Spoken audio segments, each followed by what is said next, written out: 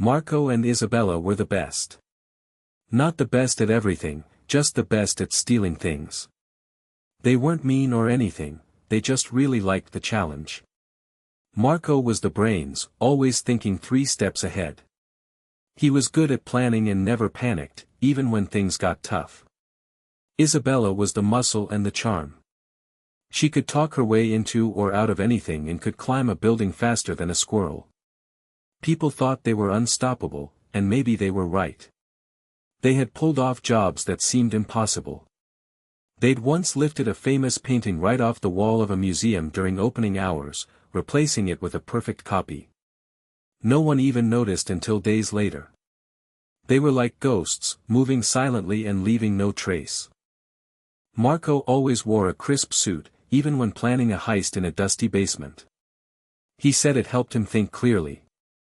Isabella preferred comfortable clothes, usually dark jeans and a hoodie, so she could move easily. They were an odd pair, but they worked perfectly together. Their latest target was the Diamond Dragon, a huge, sparkly diamond on display at the city's biggest jewelry store. It was supposed to be impossible to steal. The store had lasers, cameras, and guards everywhere. But Marco and Isabella saw it as just another puzzle to solve. "This one's going to be tricky," Marco said, spreading out blueprints of the store on a table. "But I think I have a plan." Isabella leaned in, her eyes sparkling with excitement. "Tell me everything," she said. Marco pointed to a small ventilation shaft on the blueprint. "We go in through here," he explained. "It leads directly to the display case. I've already disabled the laser grid. Isabella, you'll use your climbing skills to reach the diamond. I'll be monitoring the cameras from here, making sure we're clear." Isabella grinned. "Sounds like fun," she said. "Let's get this dragon." They spent weeks studying the store, learning the guards' routines, and practicing their moves. They were ready. They were confident. They were, as everyone said, unstoppable. Or so they thought. The jewelry store, glimmering gems, was like a fortress. Lasers crisscrossed the hallways, cameras swiveled, and guards patrolled every corner. But Marco had a plan for everything. He spent weeks studying the store's security system, watching the guards, and mapping out every vent and hallway. Their hideout, a small apartment above a bakery, was now their war room. Blueprints of glimmering gems covered the walls. Timetables of the guards' shifts were pinned to a corkboard. A miniature laser grid, made of red yarn, stretched across a table, allowing them to practice their moves without setting off any alarms. "Okay, Isabella, remember," Marco said, pointing to a section of the blueprint. "At exactly 9:17 p.m., the camera in hallway B will be offline for precisely 12 seconds. That's your window. You need to be in and out before it comes back online." Isabella nodded, her eyes focused. "Got it. 9:17 p.m. Hallway B, 12 seconds. She practiced the move, weaving through the yarn lasers, her movements fluid and graceful. Disguises were also crucial. Marco had arranged for 2 janitor uniforms, complete with mops and buckets. They would blend in perfectly with the cleaning crew, allowing them to move around the store without raising suspicion. He even had fake IDs with the names Jan and Kelly. "The key to a good disguise is confidence," Marco explained, holding up a mop. "If you act like you belong there, no one will question you." Isabella rolled her eyes playfully. "Easy for you to say, Mr. Suit. I'm the one who has to pretend to clean toilets." Timing was everything. Marco had synchronized their watches to the atomic clock, ensuring they were always on the same page. They practiced the heist over and over again, refining their movements, and eliminating any potential problems. One night, they even snuck into the store after hours, using a key Marco had borrowed from a disgruntled employee. They navigated the dark hallways, testing the security system, and confirming their plan was foolproof. "This is going to work," Isabella said, her voice barely a whisper. "I can feel it." Marco smiled. I know it will, he said. We've planned for everything. He paused, a flicker of doubt in his eyes. Almost everything. They even accounted for things that couldn't be accounted for. A spilled drink? Marco had a replacement janitor bucket and cleaning fluid ready. A chatty guard? Isabella had practiced a dozen different ways to distract someone. They were prepared for anything. Or so they believed. The next night was the night. The night they would steal the Diamond Dragon. The night their perfect plan would be put to the test. The night of the heist was dark and still. A sliver of moon peeked through the clouds, casting long shadows across the city streets. Marco and Isabella, disguised as Jan and Kelly, the janitors, arrived at Glimmering Gems right on time. Marco took a deep breath. Remember the plan, he whispered. Stick to the timetable. Isabella nodded, her heart pounding in her chest. She clutched the mop handle tightly, trying to look as ordinary as possible. They walked through the front entrance, past the security guard, who barely glanced at them. They blended in perfectly. Inside, the store was quiet and still. The only sound was the hum of the security system. Following Marco's plan, they made their way to Hallway B. At exactly 9:17 p.m., the camera flickered and went dark. Isabella sprang into action, moving with the speed and grace of a cat. She navigated the hallway, avoiding the laser beams, and reached the Diamond Dragon's display case. Using a small suction cup, she carefully removed the glass cover. The Diamond Dragon sparkled under the dim light, a breathtaking sight. She quickly grabbed the diamond and slipped it into her pocket. Just as the camera flickered back on, Isabella was out of the hallway and back with Marco. They continued their janitorial duties, mopping floors and emptying trash cans, as if nothing had happened. Meanwhile, Marco monitored the security cameras from his laptop, making sure no one suspected a thing. He was a master of deception, able to manipulate the system with ease. They worked their way back to the front entrance, their hearts pounding in their chests. The security guard waved them goodbye as they left the store. Outside, they breathed a sigh of relief. They had done it. They had stolen the Diamond Dragon. That was too easy, Isabella said, grinning. Marco chuckled. That's because we're the best, he said. Now, let's get out of here. They walked quickly down the street, disappearing into the night. The Diamond Dragon was safely tucked away in Isabella's pocket. No alarms had sounded, no guards had chased them. The heist had gone off without a hitch. They had gotten away clean. They were unstoppable. Or so they thought. The hardest part was still to come, getting away. The city held many dangers. But none so dangerous as themselves. Back at their hideout, the small apartment above the bakery, Marco and Isabella finally allowed themselves to relax. The Diamond Dragon lay on the table, glittering under the dim light, a testament to their skill and daring. Isabella poured 2 glasses of sparkling cider. To us, she said, raising her glass. The best thieves in the city. Marco clinked his glass against hers. To us, he echoed, a smile spreading across his face. He picked up the Diamond Dragon, turning it over in his hands. Beautiful, isn't it? And all ours. A wave of exhilaration washed over them. They had done it.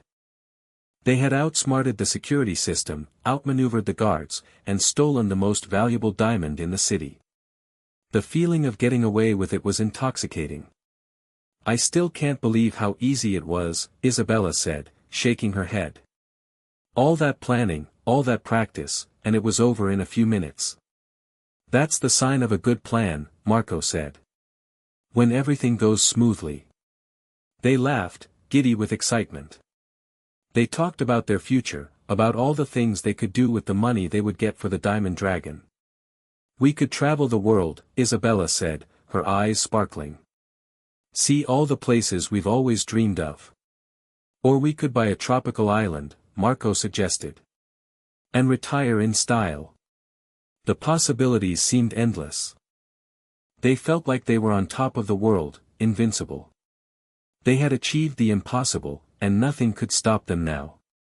But beneath the surface of their celebration, a subtle tension lingered.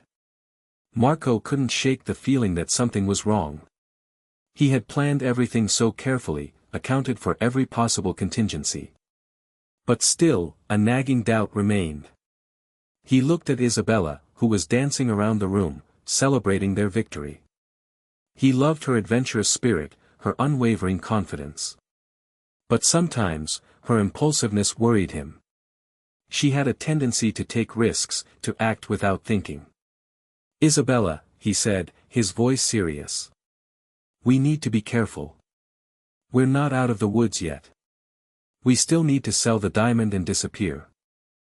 Isabella stopped dancing and looked at him, her smile fading slightly. "Don't worry, Marco," she said. "I know what I'm doing. I have a buyer lined up. We'll be gone by morning." Marco nodded, but his unease remained. He couldn't shake the feeling that their perfect plan was about to unravel. That one small mistake could ruin everything. He just didn't know what that mistake would be. Yet. He only knew that it would be Isabella's fault. He could feel it in his bones. Marco had spent hours crafting the perfect getaway route. It was a complex network of back streets, alleys, and hidden passages designed to lose anyone who might be following them. He had even timed it perfectly, taking into account traffic patterns and construction zones. The plan was simple: they would leave the apartment in separate cars, each heading in a different direction. They would then meet at a prearranged location on the other side of the city, where they would switch cars and continue their escape. The first car, a beat-up old sedan, was meant to be a decoy. It was registered under a fake name and would be abandoned in a busy parking lot. The second car, a sleek sports car, was their real getaway vehicle. It was fast, discreet, and had a hidden compartment for the Diamond Dragon. Marco had mapped out the entire route on a series of laminated cards. Each card contained detailed instructions, including street names, landmarks, and turn-by-turn directions. He had even included contingency plans for unexpected obstacles, such as road closures or police checkpoints. "Remember," Marco said, handing Isabella a set of cards. "Stick to the route. Don't deviate, no matter what. This is the only way we're going to get away with this." Isabella nodded, her eyes focused. "I understand," she said. "I won't mess it up." But Marco still worried. He knew that Isabella had a tendency to improvise, to go off script. He had seen her do it before, and it had always caused problems. As they prepared to leave the apartment, Marco double-checked his watch. It was exactly 3:17 a.m. The timing was perfect. "Good luck," he said, giving Isabella a quick hug. "I'll see you on the other side." Isabella smiled. "Good luck to you too," she said. "Don't worry, we've got this." They left the apartment separately, each heading towards their assigned cars. Marco watched as Isabella drove away in the old sedan, disappearing into the darkness. He took a deep breath and headed towards the sports car, his heart pounding in his chest. The first part of the plan went off without a hitch. Marco successfully abandoned the decoy car in the parking lot and made his way to the prearranged meeting point. He waited anxiously, checking his watch every few seconds. But Isabella didn't arrive. Minutes turned into hours, and Marco began to panic. Had she been caught? Had she had an accident? Or had she simply decided to ignore the plan and do her own thing? He knew that he couldn't wait any longer. He had to move on, even if it meant leaving Isabella behind. He started the engine of the sports car and sped away, his mind racing with worry and regret. He only hoped that Isabella was safe. And that her impulsive actions hadn't ruined everything. Their seemingly foolproof plan was now falling apart. And it was all happening on Isabella's watch. He could only hope to salvage what he could. Even if it meant leaving her behind. Isabella gripped the steering wheel of the beat-up sedan, her eyes scanning the road ahead. She knew Marco's plan was foolproof, but she also knew that time was of the essence. The longer they stayed in the city, the greater the risk of getting caught. She glanced at the laminated cards Marco had given her, but her mind was already racing. She was impatient, eager to get to the meeting point and celebrate their success. She trusted her instincts, and her instincts were telling her there was a faster way. As she approached a busy intersection, she saw an opportunity. A shortcut. It would shave off at least 10 minutes from her journey, allowing her to reach the meeting point ahead of schedule. But there was a catch. The shortcut involved making a left turn onto Elm Street. And Elm Street, according to Marco's cards, was a no-go. It was too busy, too well-lit, and had too many cameras. Isabella hesitated for a moment, weighing her options. Marco's plan versus her instincts. Caution versus speed. Logic versus gut feeling. She glanced at her rearview mirror. No one was following her. She was clear. What the heck, she muttered to herself. A little detour never hurt anyone. She flicked on her turn signal and made the left turn onto Elm Street. The car lurched slightly as it entered the flow of traffic. She accelerated, weaving through the cars, her heart pounding in her chest. She felt a surge of adrenaline, a thrill of excitement. She was in control, taking charge, making her own decisions. This was what she loved about being a thief, the freedom, the risk, the adventure. But as she drove down Elm Street, she noticed something odd. The street was more crowded than usual. People were lining the sidewalks, waving flags, and cheering. What's going on, she wondered. Then she saw it. A parade. A huge, colorful, noisy parade was making its way down Elm Street, blocking her path. Oh, great, she groaned. Just my luck. She slammed on the brakes, bringing the car to a screeching halt. She was stuck. Surrounded by crowds of people, with nowhere to go. She knew that she had made a mistake. A big mistake. She had ignored Marco's plan, trusted her instincts, and now she was paying the price. But it was too late to turn back. She was trapped. And her impulsive decision was about to unravel their perfect plan. She should have listened to Marco. But her impatience and overconfidence had gotten the better of her. And now, she was about to face the consequences. Her fateful turn had set in motion a chain of events that would change their lives forever. And all because she couldn't wait a few extra minutes. She cursed herself for her stupidity. Trapped in the parade, Isabella frantically searched for a way out. The crowds were too dense to drive through, and turning around was impossible. She felt like a rat in a maze, with no escape. Then, she saw it. A small side street, leading away from the parade route. It was narrow and dark, but it seemed like her only chance. Without hesitation, she turned onto the side street, hoping to bypass the parade and get back on track. But as she drove down the street, she noticed something was wrong. Cars were parked on both sides of the road, facing her. And there was a large, white sign with a red arrow pointing in the opposite direction. She had turned onto a one-way street. No, no, no, she muttered to herself. This can't be happening. She slammed on the brakes, but it was too late.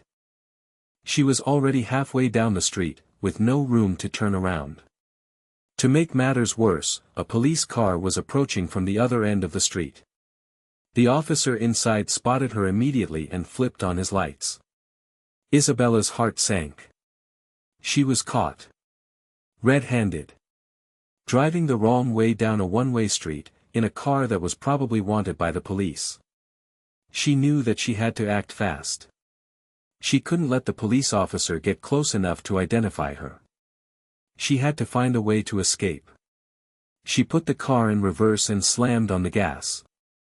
The tires squealed as the car shot backwards, narrowly missing a parked car. The police officer, startled by her sudden maneuver, slammed on his brakes and jumped out of his car. He drew his weapon and shouted at Isabella to stop.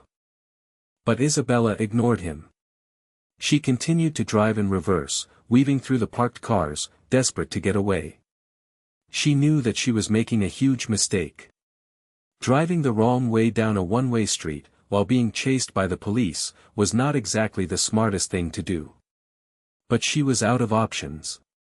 She had to do whatever it took to escape. The one-way street, a simple mistake, had suddenly turned into a nightmare. A small error in judgment was about to have huge consequences. And Isabella knew that her perfect plan, her perfect heist, was about to come crashing down around her. All because of one wrong turn. All because of one simple mistake. One way. That was the direction her life was heading. One way. Down. She could hear the sirens getting closer. She knew the police were closing in. Her only hope was to somehow get back to the main road and disappear into the crowd. But that seemed impossible. She was trapped. And her fate was sealed. Or so it seemed. The parade was a swirling mass of colors, sounds, and people. Floats adorned with balloons and streamers lumbered down the street, carrying costumed characters and marching bands. The air was filled with the sound of music, laughter, and cheering. Confetti rained down from the sky, creating a festive atmosphere. But for Isabella, the parade was a nightmare. It was an unexpected obstacle, a roadblock that had completely derailed her escape. The crowds were so thick that she couldn't even see the end of the street. She was trapped in a sea of humanity, with no way out. The chaos of the parade only added to her panic. Children ran into the street, chasing after stray balloons. Jugglers tossed flaming torches into the air, narrowly missing the heads of the spectators. Clowns honked their horns and sprayed silly string, adding to the general pandemonium. Isabella tried to stay calm, but it was impossible. The noise, the crowds, the flashing lights of the police car, it was all too much. She felt like she was trapped in a circus from which there was no escape. She knew that she had to get out of there, but she didn't know how. The parade had turned the city into a maze, with every street blocked and every avenue of escape cut off. She glanced at her rearview mirror. The police car was still there, its lights flashing, its siren wailing. The officer was getting closer, his face grim. Isabella knew that time was running out. She had to make a decision, and she had to make it fast. She couldn't stay there and wait to be arrested. She had to find a way to break free from the chaos of the parade. She took a deep breath and put the car in drive. She edged forward, inching her way through the crowd, honking her horn to try to clear a path. People stared at her, annoyed by her intrusion. Some shouted insults, others waved their fists. But Isabella didn't care. She was desperate. She had to get out of there, no matter what. The parade, a symbol of joy and celebration, had become her prison. And the unexpected crowds and chaos were blocking her path to freedom. She just needed a break. A gap. One chance was all she needed. She gripped the steering wheel tightly, her knuckles white. She was determined to escape. She would not let the parade defeat her. She would find a way out, even if it meant driving over a few clowns. Okay, maybe not. But she was definitely feeling murderous. Amidst the chaos of the parade, a young woman named Emily stood on the sidewalk, filming the festivities with her phone. She loved parades and always tried to capture the best moments on video. She had a dashcam mounted on her car, parked nearby, constantly recording. As she filmed, she noticed a beat-up sedan driving erratically down the one-way street, in reverse, narrowly missing parked cars and pedestrians. The driver was clearly in a panic, trying to escape the parade route. Emily was shocked and scared. She couldn't believe that someone would drive so recklessly, endangering the lives of innocent people. She pointed her phone at the car, trying to get a clear shot of the driver. But the car was moving too fast, and the angle was too awkward. She couldn't get a good view of the driver's face. However, her dashcam got a perfect shot of the car's license plate. As the car sped away, Emily shook her head in disbelief. She knew that she had witnessed something important, something that needed to be reported to the police. She stopped filming and immediately called 911. She described the car, its reckless driving, and the one-way street incident. She also mentioned that she had captured the license plate number on her dashcam. The 911 operator thanked Emily for her information and assured her that the police would investigate. Emily felt relieved that she had done her part. She hoped that the police would catch the reckless driver before someone got hurt. Unbeknownst to Isabella, Emily's dashcam had just captured the one piece of evidence that would ultimately lead to her downfall. The license plate number, a seemingly insignificant detail, was about to become her undoing. The parade, the one-way street, the police chase, it had all been captured on video, thanks to a lucky spectator and her ever-vigilant dashcam. And now, the police had the information they needed to track down the thieves and bring them to justice. Isabella's perfect plan, her perfect heist, had been undone by a simple piece of technology and a chance encounter with a concerned citizen. The irony was almost too much to bear. She had outsmarted the security system, outmaneuvered the guards, and stolen the Diamond Dragon. But she couldn't outrun a dashcam. That was her failing. She underestimated how much technology had invaded our everyday lives. She was now just a license plate number. A number that would soon be plastered all over the news. A number that would forever be associated with the Diamond Dragon heist. A number that would ultimately lead to her capture. And it was all thanks to Emily and her dashcam. The thief had become the hunted. And the hunter was a kind, concerned citizen. At the police station, Detective Harding stared at the empty display case where the Diamond Dragon had once resided. The jewelry store was a mess, alarms silent, lasers disarmed. The thieves had been professional, leaving no fingerprints and disabling the security system with ease. "We've got nothing," Harding sighed, running a hand through his thinning hair. "No witnesses, no leads, no nothing." His partner, Officer Miller, shook his head. "It's like they vanished into thin air," he said.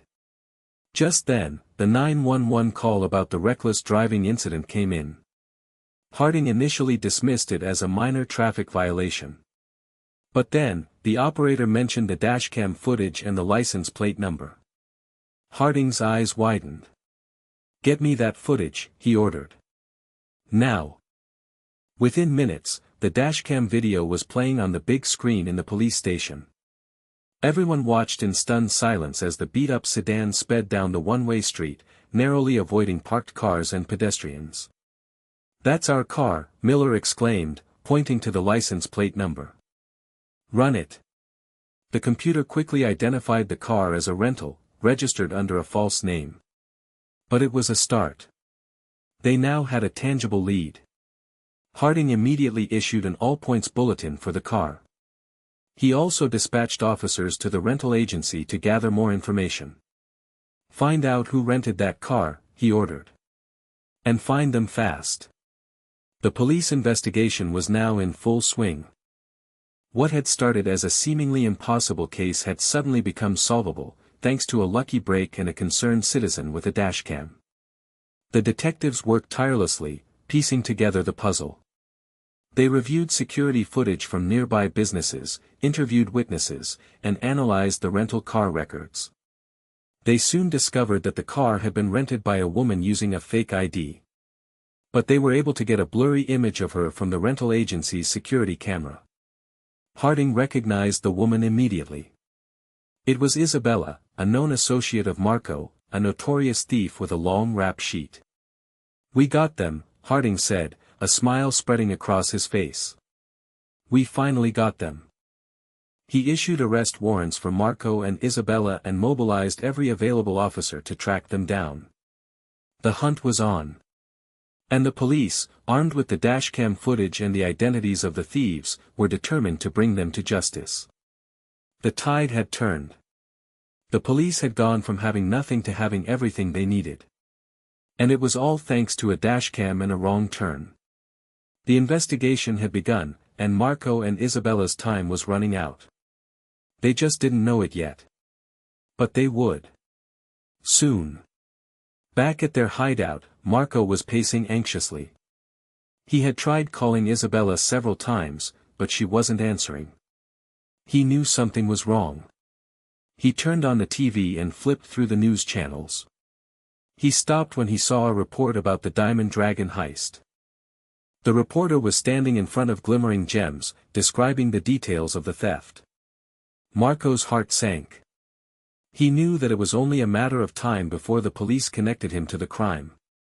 Then, the reporter showed a clip of the dashcam footage. Marco watched in horror as Isabella drove recklessly down the one-way street, narrowly avoiding parked cars and pedestrians. He saw the police car chasing after her, its lights flashing, its siren wailing. He knew that Isabella had messed up. Big time. Her impulsive decision had not only jeopardized their escape but had also given the police the evidence they needed to track them down. The reporter then revealed the license plate number of the car. Marco's blood ran cold. He knew that it was over. He watched as the police traced the license plate to a rental agency and then to a fake ID. He saw the blurry image of Isabella from the rental agency's security camera. He knew that the police would soon identify him as well. He was no longer a ghost, a master thief. He was now a wanted criminal, with a price on his head. "Isabella," he muttered, his voice filled with anger and disappointment. "What have you done?" He knew that he had to get out of there. He couldn't stay in the hideout any longer. The police would be coming for him soon. He grabbed a bag and started packing. He took the Diamond Dragon from its hiding place and slipped it into his pocket. He also grabbed a wad of cash and a gun. He knew that he was on his own now. Isabella had abandoned him, leaving him to face the consequences of her actions. He took one last look around the apartment, his home for the past few months. He felt a pang of sadness, a sense of loss. He knew that he would never see this place again. He opened the door and stepped out into the hallway. He took a deep breath and headed towards the stairs. He knew that he was walking into the unknown, into a world of danger and uncertainty. But he had no choice. He had to survive. He had to escape. He had to disappear. But he knew, deep down, that it was too late. The police were already closing in. And it was all thanks to Isabella and her fateful turn down a one-way street. And now, his life was about to change forever. He had been traced. He had been identified. He had been caught. And it was all thanks to that damn dashcam. As Marco slipped out of the apartment building, he spotted two police cars approaching. He knew they were coming for him. He broke into a run, darting down the street, dodging pedestrians and cars. He could hear the police shouting behind him, ordering him to stop. He ignored them and kept running, his heart pounding in his chest. He knew that he couldn't outrun them forever, but he had to try. He reached a busy intersection and darted across the street, narrowly avoiding a speeding bus.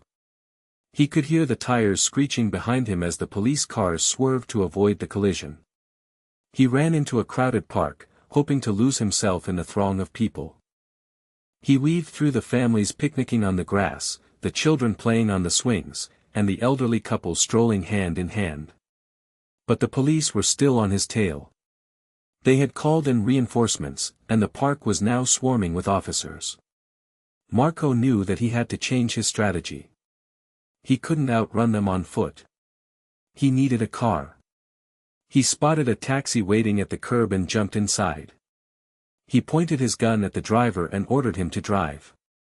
The driver, terrified, slammed on the gas and sped away, leaving the police in the dust. A thrilling chase ensued, weaving through the city streets, dodging traffic, and narrowly avoiding collisions. The police cars pursued the taxi, their sirens wailing, their lights flashing.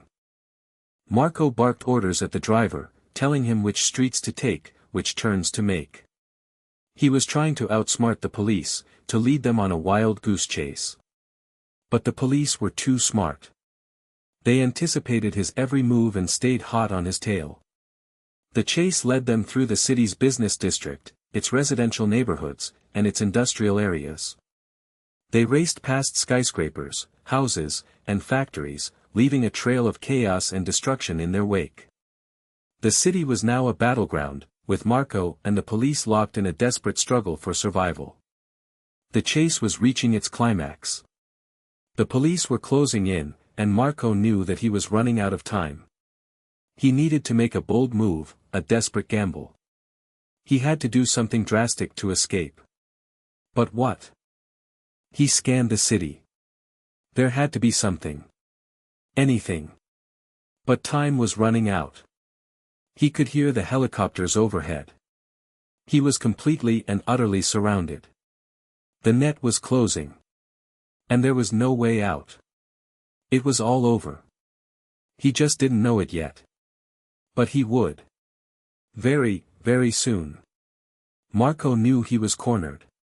The taxi was surrounded by police cars, and helicopters hovered overhead. There was no way out. He took a deep breath and prepared himself for the inevitable. He wasn't going down without a fight. He pointed his gun at the police and fired a shot, shattering the taxi's windshield. The police returned fire, peppering the taxi with bullets. The taxi driver screamed and ducked down in his seat. Marco ignored him and continued to fire at the police. The shootout lasted only a few minutes, but it felt like an eternity. The air was filled with the sound of gunfire, sirens, and shouting. Finally, Marco ran out of bullets. He knew that it was over. He threw down his gun and raised his hands in surrender.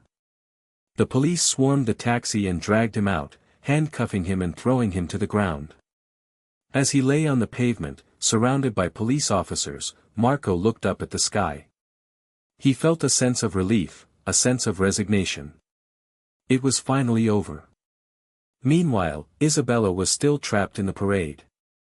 She had managed to get the car moving again, but she was going nowhere fast. She could hear the sirens in the distance, but she didn't know what was happening. She only knew that she was in trouble. Then, she saw them. 2 police officers, approaching her car on foot. They ordered her to get out of the car and surrender. Isabella knew that there was no point in resisting. She had been caught. Her flawless plan had been ruined by one simple mistake, her decision to take a shortcut down a one-way street. She got out of the car and raised her hands in surrender. The police officers handcuffed her and led her away, through the cheering crowds. As she walked past the parade, she saw Emily standing on the sidewalk, filming her with her phone. Isabella glared at her, her eyes filled with anger and resentment. She knew that Emily was the reason why she had been caught. It was her dashcam that had captured the license plate number, leading the police to her and Marco. Isabella had been so close to getting away with the Diamond Dragon.